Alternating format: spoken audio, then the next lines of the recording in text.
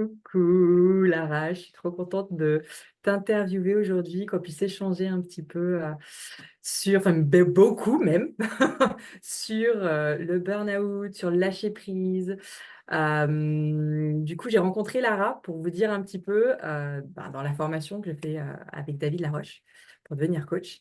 Et j'ai eu la chance de participer à un bain de forêt que Lara a animé, que j'ai adoré, qui m'a vraiment reconnectée à mes sens et qui me fait vraiment penser à tout ce que moi, réactive pour mes clientes via l'art-thérapie.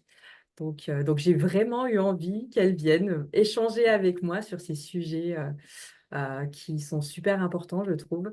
Donc voilà, donc bienvenue Lara. Merci beaucoup. Merci à toi pour ton invitation. Cool.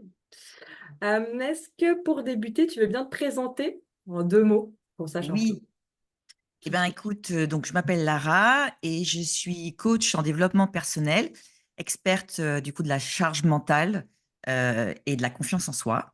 Je Mhm. fais également de la qualité de vie au travail dans les entreprises. Et puis, ma petite activité secondaire, comme tu l'as très bien dit tout à l'heure, c'est que je suis guide humaniste en bain de forêt. Ok, ouais. Mais c'est tellement pas une anecdote pourtant, c'est tellement pas une petite parenthèse pour moi. Vraiment, ça a été vraiment une Ouais. expérience vraiment chouette que tu fais vivre, que je conseille plus, plus, plus. Ben, merci beaucoup. Oui, c'est vrai qu'il y a beaucoup de personnes qui sont très surprises à des bains de forêt parce qu'ils ont le cliché des câlins aux arbres. Ils On va se imaginent que pendant balader en 3 heures, forêt, ils quoi. vont juste ouais, soit faire une balade, exactement, soit en fait pendant 3 heures faire des bains de forêt, soit faire un câlin aux arbres, pardon. Oui. Et au final, au final, c'est pas du tout, J'avoue, c'est pas que j'avais un ça peu et c'est ce pas du tout ça. cliché. J'avoue, au tout début, c'est pour ça que j'étais curieuse. Je me disais, ah là là, mais qu'est-ce que c'est que vraiment cette connexion à la nature qu'on propose un peu. Et effectivement, les exercices que tu proposes en forêt sont un peu plus que juste faire des câlins aux arbres. Donc vraiment une expérience chouette. Moi, ce que j'aimerais bien que tu nous parles, parce que voilà, c'est un sujet, moi, j'aimerais bien, je ne sais pas comment on va y venir, mais que tu nous parles un petit peu de ce coaching que tu utilises, toi, voir ça, comment c'est arrivé un peu dans ta vie, le coaching, ou est-ce que c'est ça qui a été le point de départ de ton envie d'accompagner? Est-ce que c'est parce que tu as rencontré quelqu'un qui t'a coaché ou bref, en gros, c'est quoi le point de départ, toi? Raconte-nous, qui t'a donné envie d'accompagner sur ce sujet du burn-out, juste. Ok. Alors le point de départ, c'est que qui d'autre que quelqu'un qui a vécu un burn-out peut mieux accompagner une autre personne qui est en train de vivre exactement la même chose. Je Parce rejoins. que je suis intimement convaincue que le burn-out, si tu le vis pas, tu peux pas comprendre ce que c'est. Et Mhm. quand je dis burn-out, c'est un vrai burn-out, hein. C'est pas une grosse fatigue là qui t'arrive, tu te dis: «Oh là, ça y est, je suis en burn-out». Non, c'est vraiment un vrai burn-out quand c'est quand le corps te dit stop. Et donc ça a été la 1re chose. Je me suis sentie tellement seule et incomprise à ce moment-là, déjà par moi-même, parce que je n'arrivais plus à contrôler mon corps et ensuite par ton entourage, en fait. L'entourage ne comprend pas ce qui t'arrive, hem, tu te sens vraiment, ouais. Et puis au bout d'un moment, je me suis dit: «Mais je suis folle, en fait, je deviens peut-être folle» et pourtant je sentais tout ça. Donc ça a été la 1re prise de conscience, pour moi. Ensuite, hem j'ai fait un par la suite, bon, après je m'en suis sortie avec voilà heu, avec, certaines techniques, donc dont la reconnexion en fait avec la nature, ce qui peut sembler vraiment perché comme ça sur le coup. Moi, tu m'aurais dit il y a 2 ans que j'allais faire des câlins aux arbres, je pense que je t'aurais ri, à la figure. Mais vraiment en fait, j'ai vraiment eu cette prise de conscience avec les bonnes questions que je me suis posées, avec, en me reconnectant à moi-même en fait, par le biais de la nature. C'était la 2e chose. La 3e chose, c'est que je suis allée à une retraite, yoga pendant, quelques jours et quand j'ai vu la prof de yoga, avec l'alignement dans laquelle elle était, avec ce qu'elle faisait dans son job, elle gagnait pas des 100 et des 1000 et pourtant elle était super heureuse. Elle avait je ressentais qu'elle avait pas de pression particulière de financier, de chiffres ou que ce que moi je pouvais avoir parce que j'étais une ancienne responsable commerciale où je courais toujours après l'argent. Performance, performance. Exactement. Mhm. Et je la sentais tellement alignée avec ce qu'elle faisait en donnant en plus du bien-être aux gens. Je me suis dit: «Waouh, c'est ça que j'ai envie d'être». Être vraiment dans cet alignement et d'être cool et être heureuse avec ce que je fais. Et d'ailleurs, ce qui est rigolo, c'est qu'à la fin de cette retraite, hem, elle m'avait dit qu'elle m'imaginait bien en tant que coach en développement personnel. Moi, je connaissais pas du tout ça à l'époque, donc c'était assez marrant. Et par la suite, j'ai fait un bilan de compétences et donc lorsque j'ai fait ce bilan de compétences, ben, le coaching Il y a avait du été coaching. le Ok. résultat de ce bilan, ouais. Et j'ai vraiment eu envie d'accompagner alors, les gens qui sont en charge, donc du coup dans la surcharge mentale, pas forcément que le burn-out. C'est-à-dire qu'il y a des gens qui sont vraiment, aujourd'hui en surmenage, qui sont au bord de la falaise, mais qui sont pas encore forcément tombés. Donc Mhm. vraiment, j'ai aussi, c'est pas tu n je ne soigne pas que les gens qui sont en burn-out, mais vraiment ceux qui sentent qu'ils sont vraiment épuisés, qui sont, en train de tomber et notamment les mamans parce que du coup, moi, j'ai eu mon burn-out qui était global, qui était pro, mais surtout parental et ça, j'ai vraiment à cœur, en fait, quand je me dis: «Je me suis sentie seule et incomprise», c'est vraiment par ce côté-là de dire: «Je suis maman» et en fait, là, je prends pas de plaisir à être maman, je suis crevée, je suis épuisée. Je ne contrôle plus, je ne suis plus, je suis l'impression d'être spectatrice de ma vie. Voilà. En fait, c'est surtout ça. Quand tu te regardes dans la Ça me glace et que tu as parle. l'impression d'être spectatrice de ta vie, mais pas être actrice. Mhm. Et c'est ce que j'appelle aussi l'épuisement émotionnel. Quand Ouais. la coupe est en train de monter justement et que ça, ouais, t'as plus justement le goût, tu as une baisse de vitalité. Oui, exactement Mhm. et j'accompagne beaucoup de mamans parce que c'est vraiment important, de libérer de plus en plus la parole dessus parce que moi-même, le burn-out que j'ai fait, c'était un burn-out pro, mais surtout parental au final. Mhm. Hem Et c'est là où je disais que je me sentais souvent seule et incomprise, c'est que quand j'ai fait ce burn-out et que j'ai essayé d'en parler, en fait, tu as l'impression que tu es dans une société, en fait, avec plein d'injonctions. Enfin, c'est pas une impression d'ailleurs, c'est une réalité, où si tu oses dire que tu es pas heureuse dans ta vie de maman, tu passes pour une mauvaise mère et Oui, vraiment j'étais pas épanouie dans ma vie de maman, en fait. J'étais dans les: «Il faut que, il faut que je fasse ci, il faut que je fasse ça» en permanence, mais j'étais plus du tout dans le «j'ai besoin de». ouais. Mais c'est hyper transposable à ce que bah, j'ai vécu justement, mais du coup avant d'être parent, Mmh. parce que moi je voulais tout faire pour devenir parent et le il faut que c'était dans cet objectif-là. Donc en fait, il n'y avait plus vraiment de plaisir, il n'y avait plus d'envie autre que celui-là. Et ce sentiment que tu parles, vraiment de se sentir totalement seul face à ce que tu ressens, et qu'en plus autour de toi, tu n'oses pas forcément en parler parce que tu as, entre guillemets, honte un petit peu de ce que tu ressens, tu as l'impression que pour tout le monde, ça va bien. Et toi, tu te sens la seule à se dire, mais enfin, mince, qu'est-ce que je fais, quoi? Mm. Exactement. Ouais. C'est vraiment, et c'est pour ça que c'est très compliqué d'être dans une société, de se dire: «OK, j'ai besoin de me faire accompagner Mm. parce que, j'accepte de ne pas forcément être forte ou j'accepte ma vulnérabilité et je prends conscience surtout que je ne suis pas bien et que j'ai besoin d'être bien pour être bien pour les gens que j'aime, en fait». C'est ça. Mm, mm. C'est une étape qui est compliquée de. Moi, je voulais pas voir que ça allait pas, hein. Du coup, j'ai retardé un maximum. Je sais pas, toi, comment tu as vécu cette phase, justement, quand tu étais, bah, t'étais pas bien, tu n'avais pas cet alignement, tu parlais, mais en gros, tu cherchais pas forcément. Enfin, est-ce que tu cherchais, toi, une solution tout de suite? Ça a été ton premier réflexe de.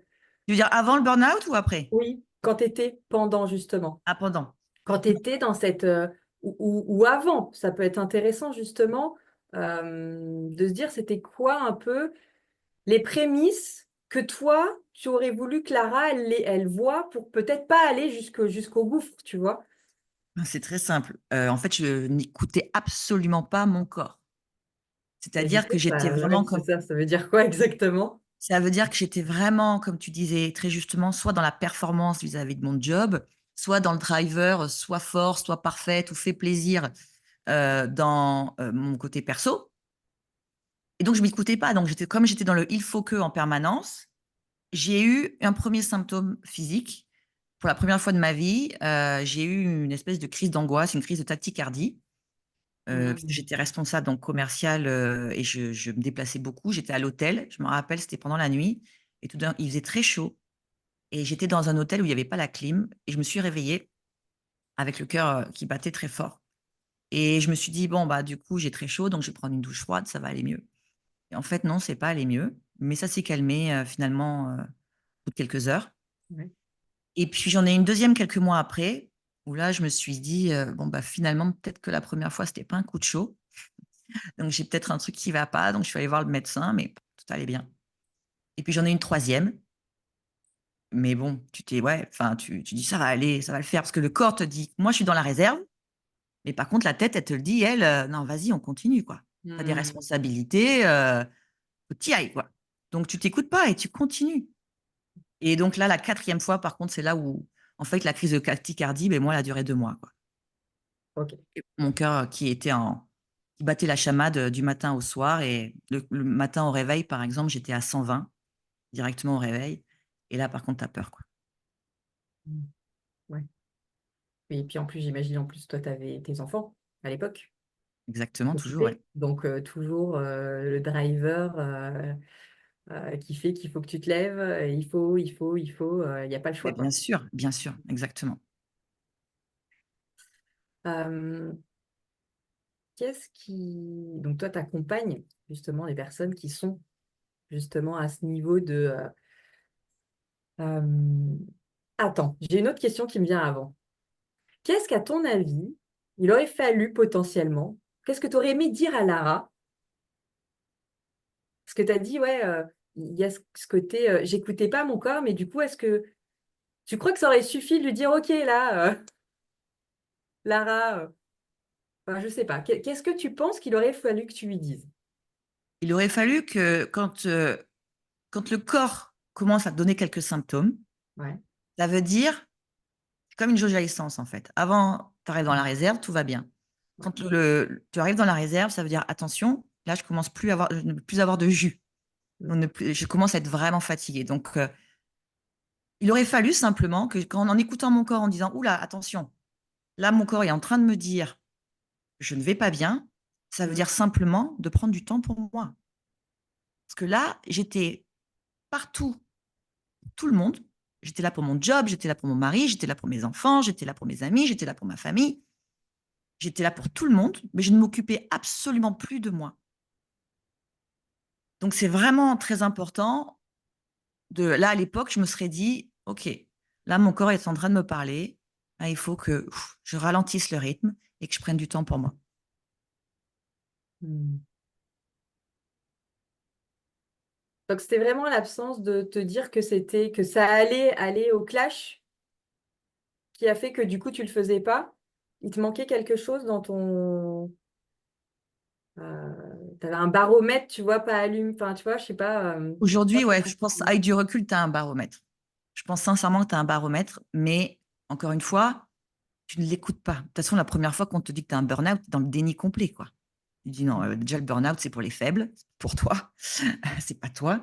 Hem, mais je pense sincèrement que la nature est très bien faite et que oui, que le corps te met des premiers signes pour te dire: «Attention, là, je vais pas bien» et d'ailleurs tous les gens que j'accompagne, tu vois, tu te rends compte qu'en fait, ils ont eu des signes, mais que la tête, elle écoute absolument pas ces signes-là. On est, je crois, dis-moi ce que tu en penses, mais la personne à qui on ment le plus au monde. Mais bien sûr, complètement. On est, j'ai fait un post il y a pas longtemps justement, où je parle justement de Oui, ça. j'ai vu. Vraiment, je, je, je, je, je me suis menti et je pense que ça m'arrive encore malheureusement. Et c'est terrible comme en plus moi je suis vraiment pas du tout pour le mensonge. C'est un truc, moi ça me donne des boutons quand je me dis et me voir me mentir autant pour des raisons en plus qui sont bah ça, bref, incroyable. Non, mais bien sûr et en plus, on se ment depuis très longtemps. Hem, Dans le sens où on fait les choses au final plus par rapport à la société. Parce que la société après c'est comme, tu vois, on se posait des questions avec des amis, on réfléchissait là-dessus. Pour avoir des enfants, par exemple. C'est une question toute bête. Alors toi, par rapport aux gens que tu vois et c'est peut-être encore autre chose, mais est-ce que finalement, tu fais des enfants tu fais des enfants parce que vraiment tu sens ce côté maternel en toi que tu as envie de donner et ce qui Mhm. arrive, je pense, pour beaucoup d'entre nous. Mais je pense qu'il y a aussi beaucoup d'entre nous qui font des enfants parce qu'on t'explique que c'est la finalité d'une femme qui doit enfanter au final. Même Un si peu tu aimes comme tes enfants de tout ton cœur, hein. notre nature humaine est faite, de toute façon, toutes nos cellules sont programmées théoriquement à un moment, d'ailleurs hormonalement, hein, il y a des choses qui font que on est fait pour transmettre nos gènes. Donc, je pense que oui, il y a un peu des deux. Il y a ta nature qui te dit il faut que tu le fasses. Et puis, en gros, il y a toutes les personnes autour de toi. Tu vois en plus que c'est une cage à cocher. C'est-à-dire que, en gros, si tu n'es pas maman, moi, c'est ça je l'ai ressenti pendant des années. Si tu n'es pas maman, à 30 ans, on te met dans C'est une rien. case. Et tu te mets toi-même dans une Tu n'es pas case. une femme. De, il y a un problème. Mmh, exactement. Bon, c'est en train Alors, de changer, d'évoluer. J'ai l'impression que les générations qui arrivent, c'est plus aussi. On se pose plus la question, est-ce que vraiment c'est quelque chose que je veux transmettre? Parce que enfin, je pense que c'est en train de changer. On verra. mais oui, oui, bien sûr et c'est pour ça qu'aujourd'hui, il y a de plus en plus de femmes qui assument le fait qu'elles ne veulent pas d'enfants Mm. et ça, c'est super. C'est vraiment important et attention, je suis pas en train de dire que ceux qui ont des enfants aujourd'hui n'aiment pas leurs enfants, hein. C'est pas ça du tout. Moi, Non, mais par contre, moi, je j'adore mes te enfants jure, de mon cœur, mais c'est si, vrai, c'est une vraie question. c'est une vraie question. Et je t'avoue que pendant 6 ans où j'ai galéré pour devenir maman, quand je suis arrivée à mes fins et que en plus mes deux sont arrivés un peu coup sur coup, du coup, des fois, je me suis dit, une fois que j'étais maman, mais heureusement que je les voulais vraiment. Parce que ça a été quand même un espèce de tsunami numéro 2 dans ma vie et dans Bah, mon bien couple. sûr, bien sûr. Parce qu'on a passé 16 ans tout seul à vivre ensemble en couple à deux. Tu as deux petits loulous qui arrivent dans ta vie. Il y a des réajustements de dingue à faire. Ouais, Et ça, ça, c'est tu t'en pareil, rends pas forcément compte hein, ah quand bah, bien tu entendu. OK. On nous apprend plein de choses à l'école, on nous apprend, l'histoire, de la géographie, du français, des maths, mais on Ah, nous mais apprend pas à être parents. et on ne nous apprend Ni pas à être, bref, humain, parce qu'on ne nous apprend pas à écouter nos émotions. exactement et on nous apprend pas non plus à comment gérer notre couple face à la parentalité Ah ben, d'accord. et Et ça, le c'est aussi secours aussi. souvent, c'est de la grande question qui revient. Ouais, c'est sûr. Euh, j'ai une question là qui me vient par rapport à comment on fait du coup pour savoir si on prend suffisamment soin de nous, selon toi. Comment on fait? Eh ben, c'est il y a une question, très simple déjà, c'est: est-ce que tu tombes souvent malade? Hmm. Ah ouais, ton corps parle. On est d'accord. Voilà, si tu es quelqu'un qui chope tout ce qui passe l'hiver, Mhm, c'est qu'il y a un truc qui va pas. Une mhm, maladie, c'est le mal à dit. mhm. Donc c'est ton corps alors oui, bien sûr, après il y a des virus et cetera, mais si ton système immunitaire est bien fort, tu vas en attraper, mais pas beaucoup par rapport, à d'autres. Ok, C'est vraiment important d'écouter ton corps et si tu n'es pas bien, psychologiquement, ton ok. corps va l'exprimer d'une certaine façon. Donc tu vas être si tu es pas bien psychologiquement, en général, tu vas te sentir fatigué, tu vas être faible, donc ton système immunitaire sera en baisse et donc tu vas choper, une maladie plus facilement. Pareil par rapport à ce que tu manges. Je suis vraiment intimement convaincue là aussi que la nourriture est très importante. Tout ce que tu mets dans ton corps est très importante par rapport à la vitalité, l'énergie, que ça va te procurer. Mhm, mhm. Je te rejoins. Donc pour moi déjà, c'est vraiment ça le bien-être, ça passe par là, quoi. C'est vraiment, la question à te poser, OK, c'est: «Comment je suis? Comment je me sens? Est-ce que je suis souvent malade ou pas?» et là souvent c'est vraiment, Mhm. tu te rends compte qu'il y a peut-être des choses en effet à À Mm. revoir. Moi, il y a un indicateur chez moi qui est assez fort. Dis-moi, toi, est-ce que ça te parle, ce taux un peu d'encombrement justement mental? Bah, en même temps, tu es sur la charge mentale. Donc, moi, je sais que quand j'ai du mal à me concentrer, que je pense à 50 trucs à la fois, c'est un indicateur qu'il y a un truc qui ne va pas. Mon bien-être n'est pas suffisamment comblé. Ça te parle? Alors, ça me parle, sauf que, à mon sens, hein, Ouais, quand tu es en mode robot comme ça, tu es en mode robot. Et du coup, pour moi, tu n'as pas conscience que tu es ouais. en charge mentale. Parce que tu es en Hmm. mode automatique, en fait. Et ouais, tu penses à plein de trucs, souvent quand tu fais la vaisselle ou dans ta douche d'ailleurs, ou même en voiture. Mais tu es tellement en pilotage automatique que pour moi en tout cas, tu n'en as pas conscience. Ok. Donc ça serait pas un indicateur suffisant pour toi, qui toi te fait dire Tu le là, sais, c'est pas bien. mais tu le sais, mais c'est pas assez fort. Ça te dérange pas, quoi. Je pense pas que ça dérange parce que je pense que tu penses que c'est normal, parce que tu es maman, parce que tu as plein de choses à penser, que c'est comme ça. Hmm. Mais Ok. par contre, c'est une cause, clairement. C'est clair, net et précis. Bah, en même temps, effectivement, je te rejoins. Je pense pas, j'en avais pas conscience avant. Hmm. Je pense que c'est maintenant que je me dis, ok, là, Magali, enfin, t'avances pas sur les trucs importants pour toi. Tu es en train de t'éparpiller et là-dedans, ça. Après, moi, c'était souvent la nuit que ça me prenait. La Ah, nuit, ça. Et puis d'ailleurs, ça m'arrive de temps en temps, hein, au niveau entrepreneuriat, que des fois, je suis un peu dans le il y a ça, il y a ça, il y a ça. Là, c'est un indicateur qu'il va y avoir des choses à faire et à réajuster pour me sentir mieux. ouais, Donc, ouais, toi, vraiment, le corps, ça a ouais. beaucoup. Après, toi, le corps t'a parlé de façon Oui, parce que tu l'écoutes au pas. Les cœur. gens, souvent, les gens qui sont en burn-out, qui sont vraiment tombés pour le coup, Mhm. c'est des gens qui n'ont absolument pas écouté leur corps, qui sont dans leur tête en permanence, tout le temps. Le mental, le mental, le mental. Et qui s'oublient complètement pour le reste. Sauf que quand le corps a dit stop, Mhm. le mental, du bout d'un moment, il a beau continuer. Si le corps dit stop, tu peux plus avancer, tu peux plus rien faire. Vraiment, vraiment. Et c'est pour ça que je pense sincèrement, encore une fois, que si tu le vis pas, tu peux pas savoir ce que c'est. Parce que ce sont des gens qui sont en général sont en contrôle en permanence, donc tu contrôles tout dans ta vie, tu es dans ton mental. Et quand ton corps, lui, te dit, mais par contre, moi, ma grande, tu vas plus rien contrôler maintenant parce que là, je t'ai dit, je t'ai averti plusieurs fois, tu ne m'as pas écouté. Donc maintenant, la sanction tombe. C'est un peu le sentiment que j'ai maintenant avec le recul.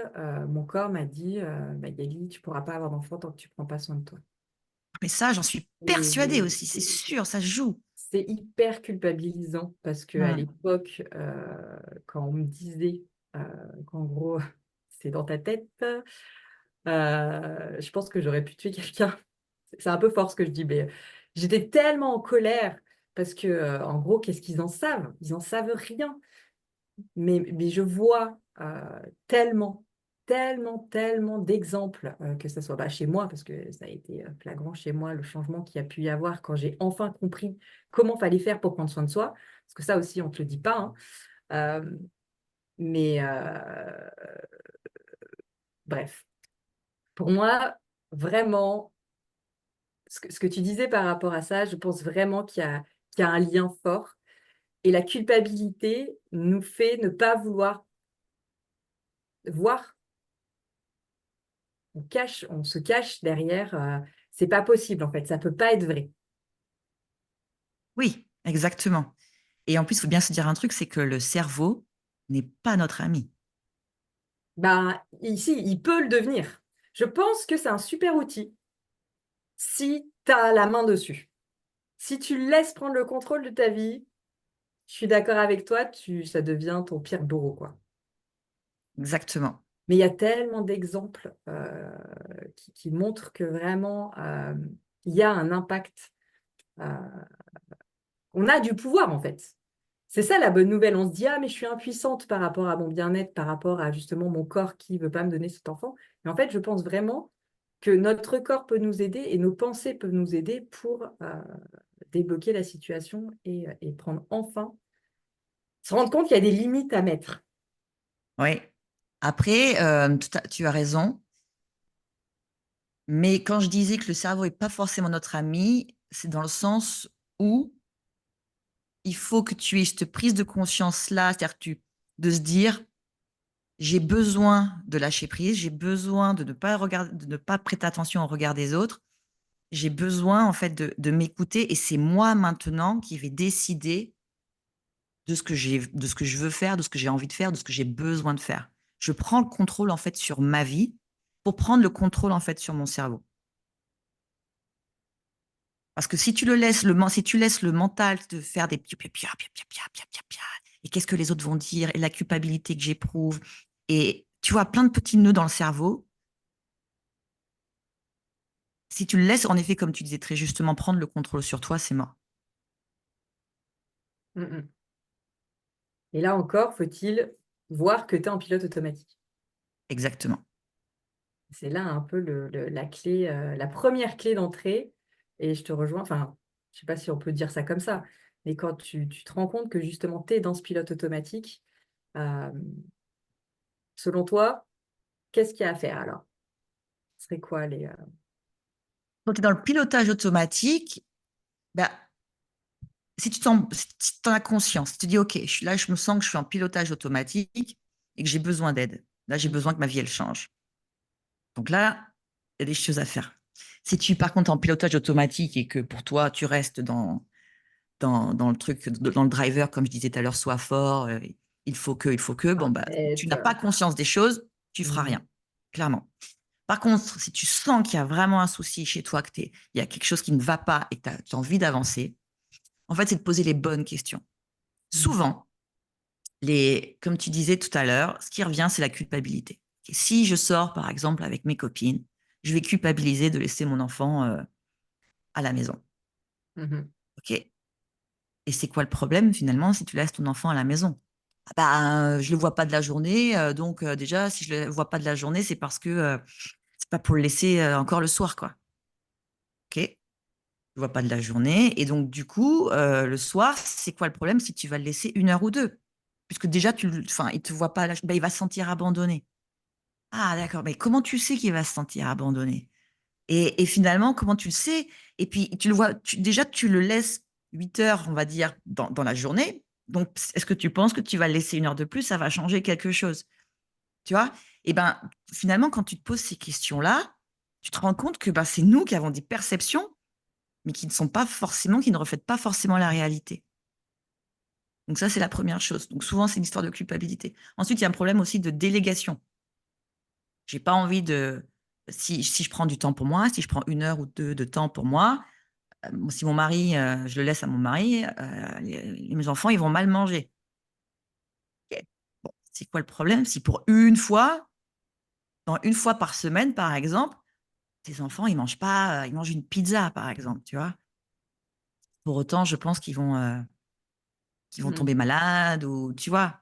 Donc Parce là, que ouais, c'est en pas fait, tu donnes des pistes pour justement aller voir ouais, parce que ça, qu'est-ce c'est le qu'il y problème de a. surface souvent. Mhm. Tu Ok. vois? Le problème de: «J'ai pas le temps». Je culpabilise. Si c'est mon mari qui le fait, ça sera pas bien fait ou alors la douche sera pas faite ou les devoirs seront mal faits et cetera. Tout ça, c'est des problèmes de surface. Et si tu creuses un peu, il y a en fait, le problème, tu vois qu'il est beaucoup plus profond que ça. Et c'est là où je te dis, c'est vraiment l'art de se poser les bonnes questions. Et c'est là où le coaching, pour moi, est super, et t'aide vraiment à trouver le vrai fond du problème pour trouver des solutions après. Mhm. Ouais. Moi, ça a changé ma vie, le coaching, hein, effectivement. Avoir cette puissance de euh, est-ce que tu es sur le bon chemin, Magali? Est-ce que ce que tu fais te donne le sourire? Est-ce que ce que tu fais te remplit de joie et te donne envie de te lever le matin? Pour moi, c'est ça la puissance du coaching et de se poser les bonnes questions. C'est oui, ça déclenche du mal-être, du ah, pourquoi j'ai fait ça? Pourquoi j'ai pas déjà fait des changements? Pourquoi? Ok, mais ça, c'est derrière tout cet inconfort. Derrière, il y a des clés géniales de changement pour faire des pas après beaucoup plus serein, quoi. Donc, ouais, la puissance des questions, je te rejoins. C'est juste. Et j'aurais envie même d'ajouter aussi quelque chose. On pense souvent, j'ai fait un post là justement là-dessus ce week-end. On pense souvent que le burn-out, c'est un problème de volume de travail. Ouais. Mais c'est pas que ça. Et c'est bien plus profond que ça. Le burn-out, c'est vraiment une déconnexion entre qui tu es et ce que tu fais. Mm. C'est vraiment un manque d'alignement entre tes valeurs, tes passions et ton quotidien professionnel et personnel. Il y a des gens aujourd'hui qui bossent énormément. Je suis sûre que vous qui nous écoutez, vous en connaissez des gens qui travaillent très intensément. Et qui Et on sont se pas dit, en mais pourquoi burn-out. ils sont pas en burn-out? Pourquoi? Parce que souvent, ces gens-là, en fait, ils kiffent ce qu'ils font. Ils adorent ce qu'ils font. Ils se plaisent dans leur job. Mhm. Ouais. Et Il y donc, a aussi ces gens-là, ils d'autres font pas de burn-out. indicateurs. Moi, je sais qu'il y a un truc qui a fait changer un peu le cours et qui m'a fait reprendre un peu du pouvoir, c'est justement cette capacité à réussir à dire ce que je pense et à dire que ça me plaît, que ça me plaît pas, que je suis pas d'accord. En fait, je crois que moi, j'avais tellement peur de faire des vagues et que les gens, tu vois, me comprennent pas, ou j'avais tendance à pas vraiment dire euh, non, je suis pas d'accord. Alors, dans certains domaines, j'y arrivais, mais dans d'autres, j'y arrivais pas du tout. Tu vois, au travail, dire non, dire on va penser que je suis une tire au flanc. Je veux pas qu'on croie. En fait, je voulais prouver quelque chose, je crois. Et ça, tu vois, c'est cette difficulté à dire non, Mmh. certains cas, tu sais que bah, derrière, tu te tires un peu une balle dans le pied, quoi. Bah, bien sûr, ça, c'est le driver vraiment fait plaisir, quoi. C'est, vraiment son Bah, éducation que tu as moi, eue. j'étais dans celui-là, vraiment. Ah oui, oui. Mais ça se regroupe souvent, il y a les 3 quand même, parce qu'on dit souvent que c'est le driver soit fort, mais moi je trouve qu'il y a le driver soit fort, soit parfait et fait plaisir.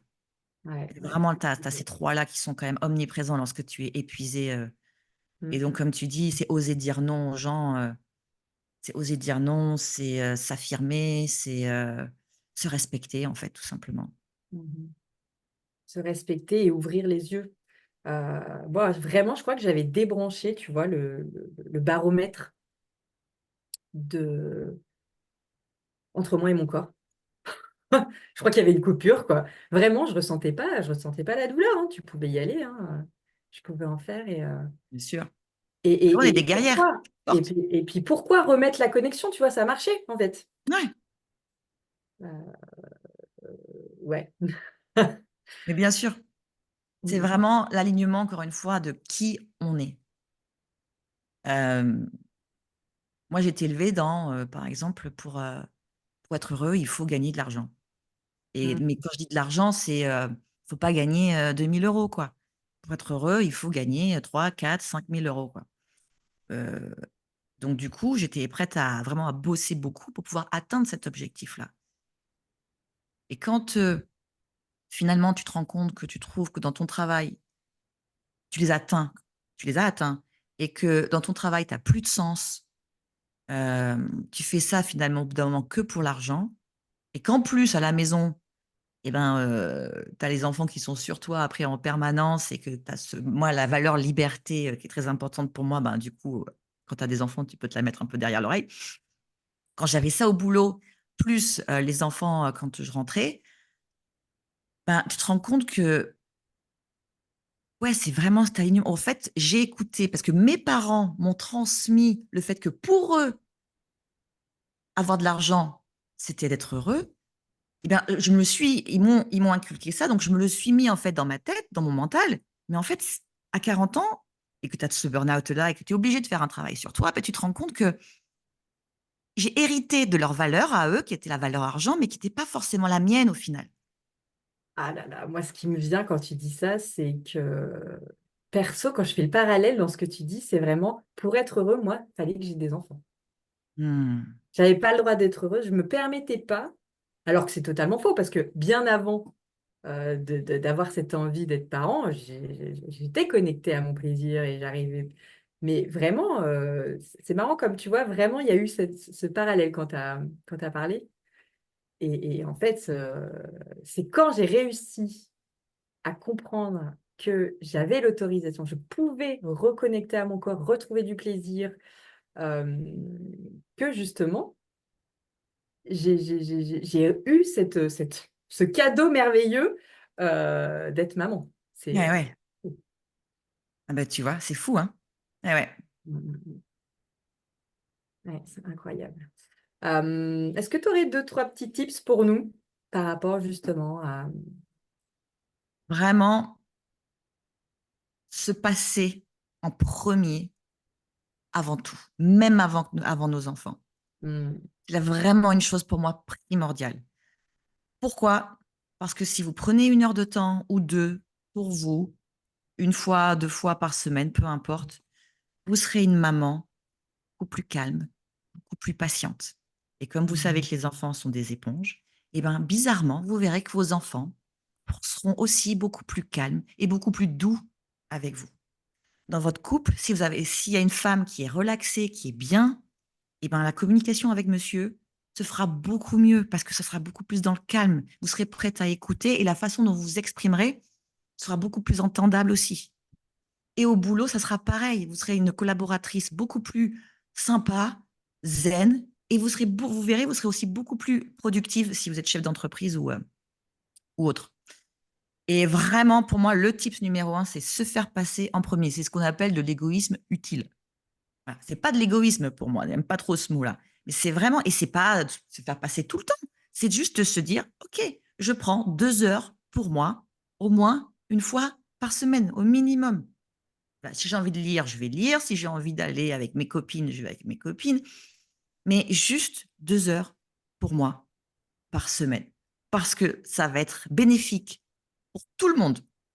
Pour vous, déjà d'une part, par rapport à tout ce qu'on a dit tout à l'heure, corporellement, psychiquement, intellectuellement parlant, mais en plus, pour les gens que vous aimez le plus, donc c'est-à-dire souvent vos enfants, votre mari, et puis pour votre job. je rejoins. Plus on charge nous nos batteries à nous, plus on peut aider les autres à charger les leurs, quoi, et à être au Exactement. top pour les aider.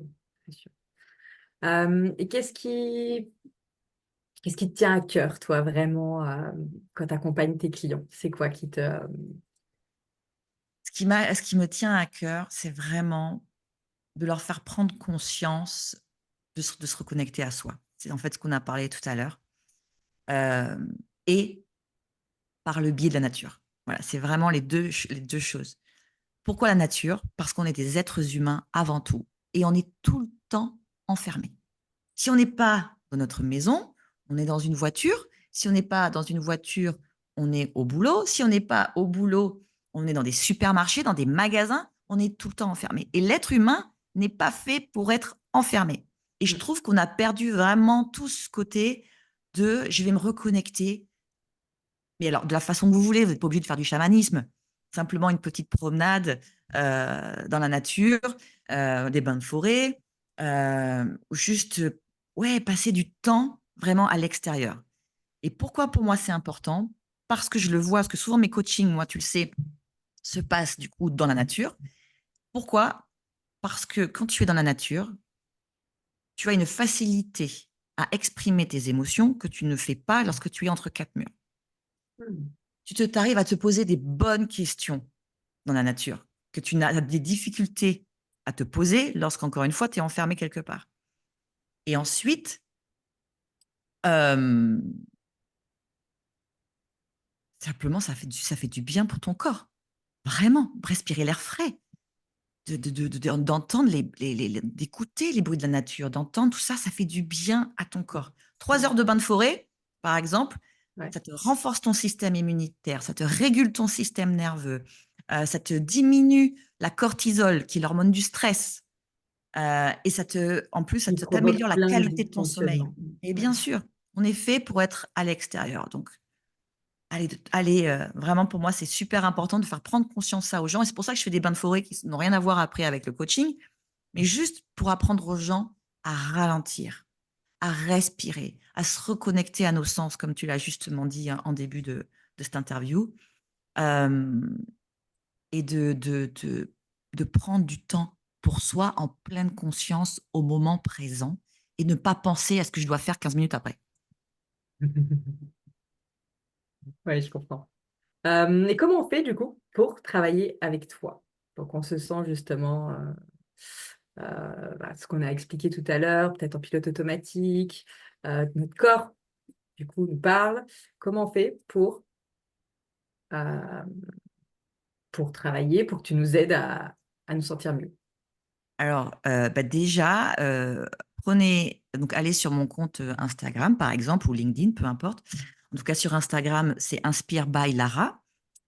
Et vous prenez un rendez-vous téléphonique avec moi pour voir si oui ou non, je peux vous aider et vous accompagner par rapport à la problématique que vous avez. La première chose, donc on se voit pendant 30 minutes au téléphone, on discute. Et si dans le cas, je peux vous aider, eh bien à ce moment-là, il y a un accompagnement qui dure 3 à 4 mois après en fonction de vos besoins. Et je vous explique comment ça se passe. Soit en visio, C'est ce soit en que j'allais. présentiel. Ok. Ouais, voilà. Et toi, du coup, tu es basé sur À Langoiran. dans Guaran, donc au sud de Bordeaux. Oui, exactement. Ok. D'Arcadillac, pour ceux voilà, donc ça, Ouais. c'est le présentiel où là, ça Légal. va se faire dans la nature. Et pour ceux qui sont plus loin, ça ne pose aucun problème. On se fait des coachings en visio. Ok. Très bien.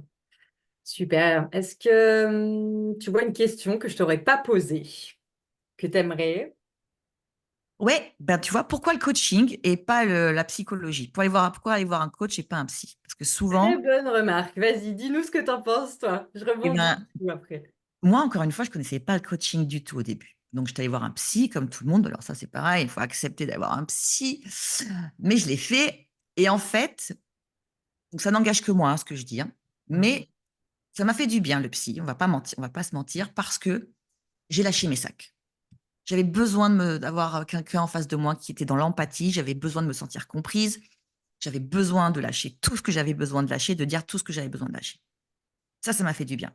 En revanche, comme je suis plutôt une femme d'action, une fois que j'avais dit tout ce que j'avais à dire, ben, qu'est-ce qu'on en fait de tout ça? Et c'est là où j'ai trouvé que le psy avait ses limites. Et c'est là où, lorsque j'ai découvert le coaching, je me suis dit, mais punaise, c'est ça qu'il me faut et c'est ça que j'ai envie de faire. C'est, OK, utiliser ce que j'ai vécu, ce que je suis en train de vivre, mais pour agir dans le futur. Voilà. Et c'est là que le coaching est bien, c'est que le coaching vous aide à trouver des actions pour changer votre futur, que ne fait pas, Oui. selon moi, la psychologie. Je te rejoins énormément. Après, moi, effectivement, quand j'étais en parcours PMA, je suis allée voir comme toi en premier. Après, moi, on m'a forcé à y aller. C'est mon médecin généraliste qui dit, Ouais, moi vous pareil. arrêtez là, hein. Vous allez à la porte d'à côté voir une psychologue qui a été justement. Moi, j'ai vraiment le sentiment d'avoir eu quand même ce travail un petit peu de questionnement sur, OK, c'est quoi qui est important. Ça, c'est vraiment tout ce que nous aussi, on apprend à faire en tant que coach. Mais je te rejoins sur cette chose en plus qui manquait.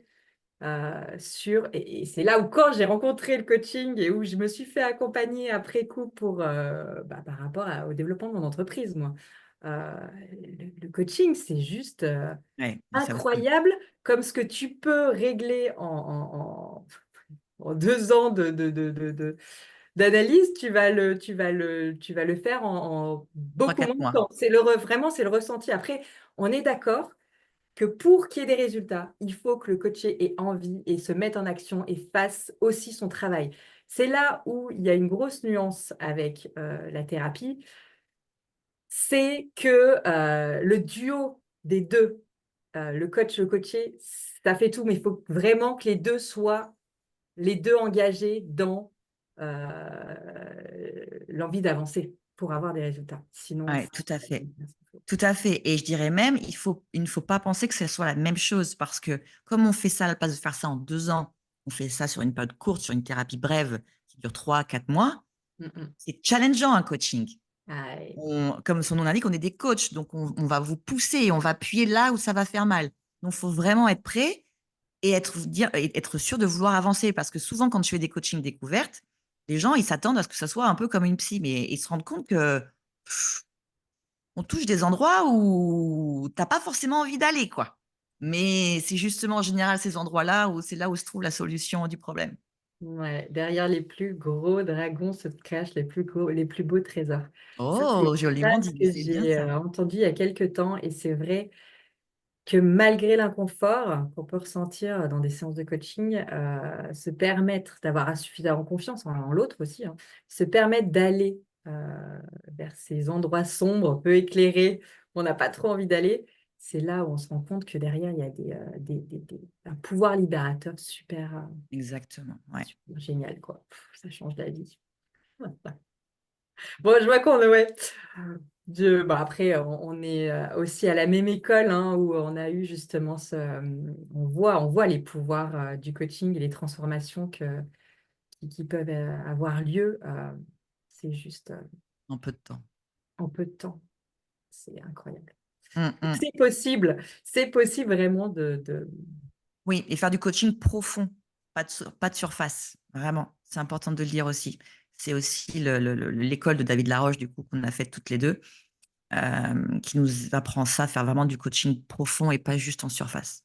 ouais, ouais, c'est important que bien, bien vu. Euh, merci. Merci beaucoup, beaucoup à toi, Magali. C'était top. Ouais, c'était un plaisir de t'avoir et je suis ravie voilà, de t'avoir accueilli, d'avoir pu échanger sur ce sujet qui est vraiment au cœur quand même. On voit énormément de personnes qui peuvent être sujets justement à ces épuisements physiques, émotionnels. Et donc, il y a de l'espoir. Il y a plein de personnes géniales qui peuvent aider justement sur le chemin pour aller vers un mieux-être. Donc, Ouais, vous n'êtes pas trouvez seul. la bonne personne pour vous, testez et faites-vous confiance. C'est vraiment possible. Merci beaucoup, Magali. C'était un plaisir. Sarah, salut. À très Salut. vite. À très vite. Alors.